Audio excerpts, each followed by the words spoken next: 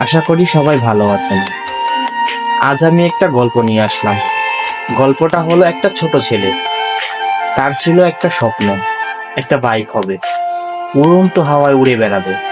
পাশে থাকবে তার জীবন সঙ্গিনী, যার হাত শক্ত করে ধরে সে হারিয়ে যাবে দুরন্ত হাওয়ায়। কিন্তু জীবন এতটাও সহজ নয়। বাবার ঋণ, মায়ের অসুখ, ছোট ভাইয়ের স্কুলের ফি, সবকিছুর ভার এসে পড়ে এই ছোট কাঁধে।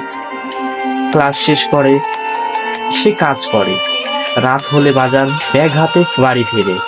নিজের স্বপ্ন নয়, সে পরিবারের দায়িত্ব বড় হতে শিখে যায়।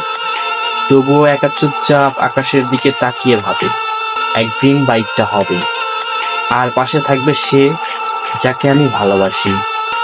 এই গল্পটা ছিল একটা ছোট ছেলে, যে আজও নিজের স্বপ্ন বাঁচিয়ে রাখে অন্যের হাসির মাঝে।